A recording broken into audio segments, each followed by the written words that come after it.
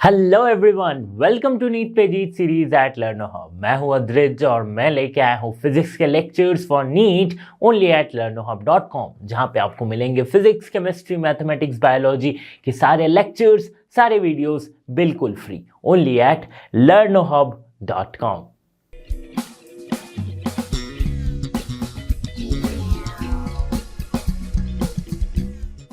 तो स्टूडेंट्स, इस वीडियो में हम कवर करेंगे प्रीवियस ईयर नीट के एग्जाम में पूछे गए हैं जो question from the chapter mechanical properties of solids. वैसे तो बहुत कम क्वेश्चंस पूछे गए और बहुत ही इजी क्वेश्चंस पूछे गए। सॉल्व करते हैं उसको, तो चलिए शुरू करते हैं आवर फर्स्ट क्वेश्चन।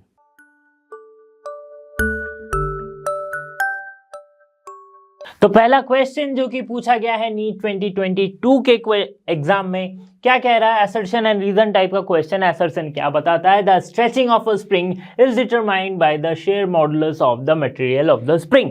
रीजन क्या है? A coil spring of copper has more tensile strength than the steel spring of same dimension. तो देखो, क्लियरली क्वेश्चन से, असर्शन से ये पता चल रहा है कि देखो ये शेयर मॉडुलस क्यों काम कर रहा है। असर्शन करेक्ट है। क्यों करेक्ट है? क्योंकि जब एक स्प्रिंग को हम खींचते हैं ना, तो इसकी टेंसाइल इलोंगेशन नहीं होती है, मींस इसके लेंथ में ना ही इसके वॉल्यूम में कोई चेंज होता है। जो भी चेंज हो रही है वो किस में हो रही है? वो बस शेप में चेंज हो रही है। शेयर मॉडुलस हम पढ़े थे, शेयर मॉडुलस ऑफ रिजिडिटी हमने पढ़ा था, ठीक है। तो सिर्फ उसकी शेप में चेंज हो रही है, तो इसीलिए असर्शन इज करेक्ट कि यहां पे सिर्फ शेयर मॉडुलस ही डिटरमाइन कर सकते हैं। दूसरी बात, रीजन को देखो, coil spring of copper has more tensile strength than of steel. तो ऐसा नहीं है, टेंसाइल स्ट्रेंथ स्टील की ज्यादा होती है कॉपर से, इसीलिए assertion is true but reason is false. Steel की टेंसाइल स्ट्रेंथ ज्यादा होती है, ठीक है। आगे बढ़ते हैं। अब क्वेश्चन नंबर 2 पूछा गया है 2020 के पेपर में। ये क्वेश्चन क्या कह रहा है? Wire of length L and a cross section A is hanging from a fix support. The length of the wire is change to L1 when a mass M is suspended from its free end. The expression for the Young's modulus is. देखो, इतना easy सवाल पूछा गया है, Young's modulus पूछ दिया गया है कि क्या हो जाएगा। देखो, इतना इजी क्वेश्चन है कि एक वायर है और इसकी लेंथ है सपोज L, ठीक है। जैसे इस पे हम एक मास लगा देते हैं तो इसकी लेंथ क्या हो जाती है? थोड़ी सी इलोंगेट हो जाती है, मीन्स अभी ये लेंथ क्या हो गई? ऐसी हो गई। तो यहां से जो बढ़ा है वो बढ़ने को लेंथ को हमने मान लेते हैं क्या? L1। L1 is the elongation, ठीक है। Wire change to L1, right, this is the elongation, ठीक है। अभी देखो, यंग्स मॉडुलस क्या होती है? Y equals to stress by strain, ये हम जानते हैं, ठीक है। L पहले ओरिजिनल लेंथ थी L, अभी क्या हो गई लेंथ? L1, ठीक है। तो स्ट्रेस क्या हो जाएगा? Force by cross sectional area. Force मतलब कि इसकी जितनी मास होगी, इसकी जितनी मास होगी इंटू जी करेंगे तो वही फोर्स होगी, M into g. So mg by cross sectional area A। अब स्ट्रेन देख लो क्या होता है? Delta L by L। Delta L क्या है? Change in length. चेंज कितना हुआ? तो L1 माइनस L करूंगा तो मुझे चेंज मिल जाएगा। ये क्या था? Delta L। और ओरिजिनल लेंथ क्या था? L। अभी देखो कौन सा इक्वेशन मैच कर रहा है? mg L by A into L1 minus L। देख लो कौन सा ऑप्शन करेक्ट हो रहा है? mg L by A into L1 minus L। Simple सा क्वेश्चन था, है ना। यंग्स मॉडुलस ही निकालने को पूछ दिया। ये सब तो इजी इजी क्वेश्चन हम करते रहते हैं। चलो आगे बढ़ते हैं। क्वेश्चन नंबर 3 पूछा गया है 2019 के पेपर में। When a block of mass M is suspended bye a long wire of length L, the length of the wire becomes L plus small l, ठीक है। स्मॉल l उसमें इंक्रीज हो जाती है, ठीक है। The elastic potential energy stored in the extended wire is. देखो, elastic potential energy वाली फॉर्मूला क्या होती है? U equals to 1/2 stress into strain into volume, ठीक है, लेंथ क्या हो गई, जैसे मास लटकाया गया तो लेंथ हो गई L plus L, mean small L की इंक्रीमेंट तो नहीं बोलेंगे, इलोंगेशन हो गई, है ना। तो अभी देखो क्या हो जाती है, हाफ स्ट्रेस क्या है, force by cross sectional area, force क्या हो जाएगी, जो ग्रेविटी लग रही है, तो मास क्या है, m मास है तो m इंटू जी हो गई फोर्स, ठीक है, बाय क्रॉस सेक्शनल एरिया उसे मानते हैं a, फाइन। स्ट्रेन क्या है, change in length by length, है ना, तो चेंज कितनी हुई, L हुई, और लेंथ क्या है, कैपिटल L। वॉल्यूम क्या है, एरिया ऑफ क्रॉस सेक्शन पता है, वॉल्यूम क्या होती है, A into length of the wire, अगर कर देंगे तो ये हमें वॉल्यूम मिल जाएगी, है ना। तो यहां से सॉल्व करो, देखो L will cancel out, A will cancel out, so we will get half mg into L।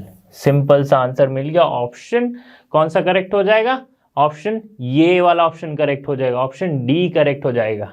Okay, so let's move on to the next question. Question number 4 पूछा गया है 2018 के पेपर में।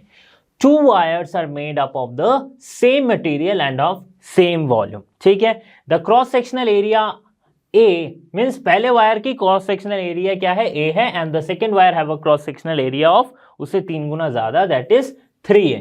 If the length of the wire is increase by delta L, अगर पहले वाले wire को डेल्टा एल से इंक्रीज कर दिया गया, then how much force is needed to stretch the second wire of the same amount, ठीक है। समझ में नहीं आ रहा तो मैं समझाता हूं, देखो 2 वायर है, ठीक है, एक की लेंथ L है, दोनों की सपोज करते हैं कि लेंथ L है, क्योंकि यहां पे क्या कहा गया, अच्छा यहां पे लेंथ का बताया नहीं गया है, ठीक है। वायर है, इसकी क्रॉस सेक्शनल एरिया A है, इसकी क्रॉस सेक्शनल एरिया क्या है, 3A है, ठीक है। इतना समझ में आ रहा है कि एक की 3A है, एक की है A। इस वाले वायर को क्या किया, अच्छा इसकी सेम वॉल्यूम है, वॉल्यूम क्या है, सेम है दोनों के केस में, ठीक है, और सेम मटेरियल की बनी है, ठीक है। अभी पहले वाले वायर को क्या किया गया, डेल्टा एल से इलोंगेट किया गया, ठीक है। क्वेश्चन ये पूछ रहा है कि अगर इस वाले वायर को भी हम delta L mean same length से इलोंगेट करते हैं तो इसमें तो F फोर्स लगा है, इसमें कितना फोर्स लगेगा, F डैश कितना फोर्स अप्लाई होगा, ये कहा गया है। तो देखो पहला क्वेश्चन से हमें क्या पता चल रहा है, एक तो मटेरियल सेम है, तो अगर कोई 2 ऑब्जेक्ट की मटेरियल सेम है इसका मतलब वो उसकी यंग्स मॉडुलस दोनों की सेम होती है। तो y इक्वल्स टू हम क्या जानते हैं, F into L by A into delta L, ये हमें पता है, ठीक है। ये पहले वाले वायर का मैंने यंग्स मॉडुलस निकाला है। और क्या कहा गया है कि हैव सेम वॉल्यूम, अच्छा वॉल्यूम सेम है, वॉल्यूम कैसे निकालते हैं, एरिया इंटू लेंथ करेंगे तो वॉल्यूम आ जाएगी, ठीक है। तो अगर मैं यहाँ पे फोर्स का एक्सप्रेशन लिखूं, F इक्वल्स टू क्या आ जाएगा, y into A into delta L by L, और इसमें अगर एरिया से मैं ऊपर नीचे मल्टीप्लाई करता हूं तो इससे क्या फर्क पड़ जाएगा, फर्क तो कुछ नहीं पड़ेगा बट एक एक्स्ट्रा टर्म हम लिख सकते हैं, this will be A square delta L, और नीचे क्या आ जाएगा A इंटू L, इसको क्या हो जाती है, एरिया इंटू लेंथ मतलब कि वॉल्यूम, है ना। तो y A square delta L by volume. अब क्या कहा गया है कि वॉल्यूम सेम है, ठीक है, और एरिया क्या है, एक की क्रॉस सेक्शनल एरिया A है, एक की क्रॉस सेक्शनल एरिया है 3 है, ठीक है। अब देखो फोर्स हमें निकालनी है, तो यहां से हमें क्या पता चल रहा है कि जो फोर्स है वो क्या है, डायरेक्टली प्रोपोर्शनल है किससे, A के स्क्वायर से, और क्या है, वॉल्यूम से इनवर्सली प्रोपोर्शनल है। तो चूंकि वॉल्यूम कांस्टेंट है हमें उसकी ध्यान देने की जरूरत नहीं है। अभी देखो force F by F dash अगर हम करते हैं तो क्या हम लिख सकते हैं, area of the first wire, ठीक है, की स्क्वायर, और F डैश मतलब कितना फोर्स हमें निकालना है, यही तो फोर्स निकालनी है, तो इसकी एरिया कितनी है, 3A है, ठीक है, तो इसकी स्क्वायर, तो अभी F बाई F डैश ये क्या आ जाएगा, देखो ये आ जाएगा A स्क्वायर कैंसिल आउट हो जाएगा, 3 की स्क्वायर हो जाएगी 9, सो 1/9, तो इसका मतलब एफ डैश इक्वल्स टू कितना आ जाएगा 9 इंटू एफ। तो ऑप्शन कौन सा करेक्ट हो जाएगा देख लो, ऑप्शन सी हो जाएगा correct, yes 9f। Question number 5 पूछा गया है 2017 के पेपर में। देखो थोड़ा सा ट्रिकी क्वेश्चन है, थोड़ी सी दिमाग लगानी है इसमें। The bulk modulus of a spherical object is b if it is subjected to uniform pressure p then the fractional decrease in its radius is okay ठीक है। तो इसमें यूनिफॉर्म प्रेशर दी जा रही है p एक स्फेरिकल लाइक कोई भी एक ऑब्जेक्ट पे, तो इसके रेडियस में फ्रैक्शनल डिक्रीज क्या होगी, fractional decrease means d r by r, delta r by r, कुछ भी आप लिखो ठीक है। तो इसको समझते ये हमें निकालनी है, डी आर बाई आर हमें निकालनी है ठीक है। तो पहले तो देखो वॉल्यूम पहले क्या है स्फेरिकल ऑब्जेक्ट की, तो सपोज करते हैं 4/3 पाई आर क्यूब, आर क्या है, आर सपोज करते हैं हम कि रेडियस ऑफ दैट स्फेयर होगी, फाइन, और 4/3 पाई आर क्यूब ये स्फेयर की वॉल्यूम होती है। तो इसमें अगर चेंज आएगी तो कैसी चेंज आएगी, अगर मैं इसको आर के रेस्पेक्ट में डिफ्रेंशिएट करूं तो हमें पता चलेगा वॉल्यूम में कितनी चेंज हो सकती है। So D V D R equals to 4/3 pi into R cube का डिफ्रेंशिएशन होगा दैट इज 3r स्क्वायर ठीक है। तो डी वी यहां से क्या लिख सकता हूं मैं, d v equals to 4/3 pi into 3r square into d r. D v by v अगर करे तो हमें क्या मिलेगा, इससे इसको अगर मैं घटाऊं तो हमें सिंपली मिलेगा ये 4/3 pi 3 into r square by divide करेंगे किससे 4/3 पाई आर क्यूब से। तो ऊपर क्या बचेगा यहाँ पे, अच्छा यहाँ पे एक डी आर भी है, ये तो एक डी आर है ठीक है। अभी देखो जो बच रहा है यहाँ से ना वो क्या है, ये आर क्यूब, यहाँ से एक आर बचेगा और ये कैंसिल है, बाकी ये सारे क्या हो जाएंगे 4/3 पाई। तो यहां से जो बच रहा है वो क्या है 3dr बाई आर, ये हमारा बच रहा है अगर मैं डिवाइड किया। अभी देखो ये वाला कहां पे काम आएगा, ये वाला यहां पे काम आ रहा है। तो देखो bulk modulus in terms of pressure हम कैसे लिखते हैं, that is p into d v by v, यही तो लिखता है ना, p into d v by v, sorry v by d v, v by dv ठीक है।